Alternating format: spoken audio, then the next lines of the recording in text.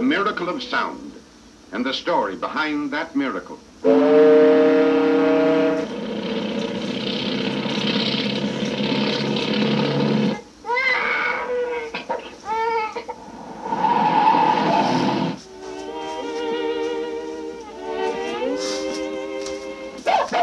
One time we told you that if it were not for cotton, there might not be any movies today.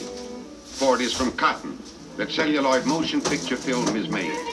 This time we tell you that if Thomas Alva Edison had not invented the phonograph, you might never have thrilled to the magic of the talking picture. For the Wizard of Menlo Park is generally credited with first conceiving the idea of synchronizing a voice with a picture that moved. But our story this time is not of cotton, nor is it of Edison's early experiments with both the silent and the talking picture. Our story is of today's modern sound development, in particular, the sound department of Metro-Goldwyn-Mayer. Douglas Shear, sound engineer of the MGM studio. Mr. Shear will start us on a tour of that fascinating and unknown land back of the scenes in a movie studio, where you will catch glimpses of new pictures in the making. Mr. Shear. If I were to tell you that we have a camera capable of photographing a voice, many of you may think, how can they photograph something that happens in thin air, even in Hollywood? But with a few transformations of the sound waves, that's really what is done. Jeanette MacDonald and Nelson Eddy have invited us down to stage 24 to watch them record a duet for their new picture, Bittersweet. That visit should give us an opportunity to see some of the operations in photographing voice and sound, otherwise known as sound recording. On stage 24, Director Van Dyke has ordered a rehearsal without sound. And during this rehearsal, we will take the opportunity to explain what will happen when he is ready to shoot the actual sound scene. Traveling across the screen is the Technicolor camera. At the extreme right is the sound boom. And hanging from its tip, directly above the heads of the stars, is the microphone. As the Technicolor camera photographs this scene, the voices of the principals are being photographed more than a half-mile away. The sound waves set up by their song are picked up by the microphone. Quick as a flash, they travel to the mixer's panel, where the mixer controls the volume of their voices, in the same manner as you control the volume on your radio. After leaving stage 24, the sound enters conduit running below the studio streets in a tunnel more than 3,000 feet long, connecting stage 24 with the sound recording building.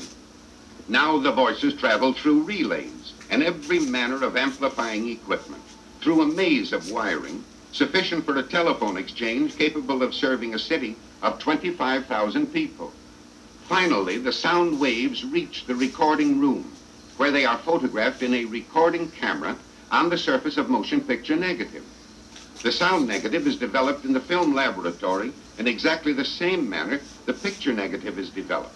And eventually the two negatives are synchronized and printed on one piece of positive film. This composite sound and picture print is the film that reaches this theater for exhibition. This close-up of a piece of positive film shows how the sound runs margin-like down the side of the tiny picture frames. But now let's go back to stage 24, where Director Van Dyke is ready to shoot one section of the duet from Bittersweet. By a camera trick, we will also show you a flash of the scene in Technicolor. Lights, camera, action. Let's have some hors d'oeuvre, a cocktail, and some cold consommé. Shrimp a la Newburgh, made in your special way. Beef ragout, just for you. It's delicious. I'm a slave to your favorite dishes. Probably the best-known face, and certainly the most infectious smile in motion pictures. But as many times as you have seen and heard Clark Gable on the screen, you have never seen a photograph of his voice. The recording camera makes this possible. As we fade in the sound photo of Gable's voice, we will fade away his likeness. Also, you will see a picture of Hedy Lamar's voice as she answers Gable in a scene from their latest film, Comrade X.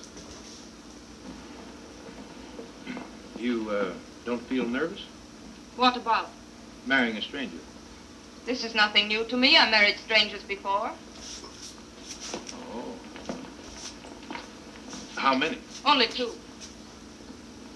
I don't want to seem inquisitive, but what did you do with them? A tour through the home of Leo the Lion would not be complete without a pause at the Little Theater for a preview of other MGM pictures on their way to this theater.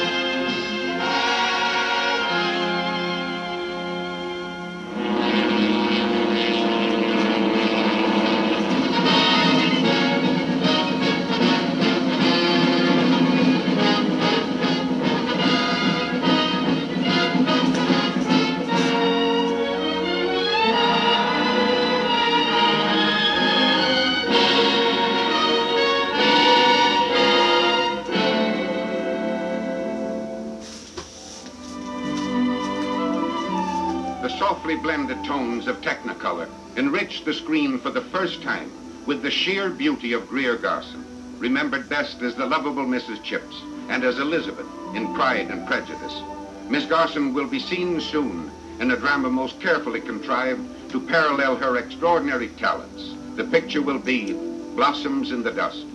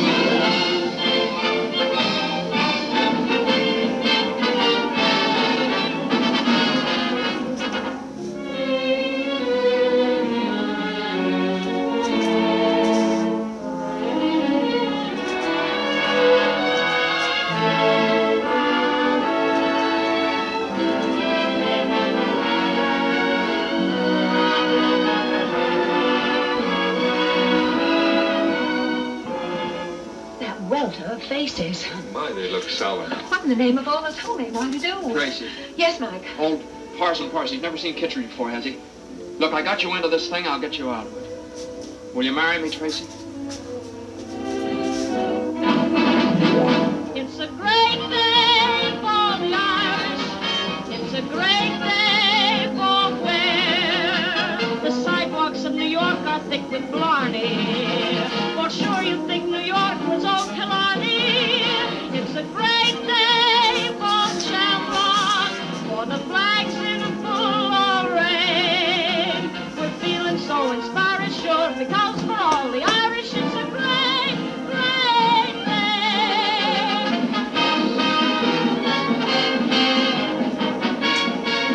And that isn't all. But the previews of the MGM pictures you have just seen are your surest guide to the finest entertainment any theater can offer.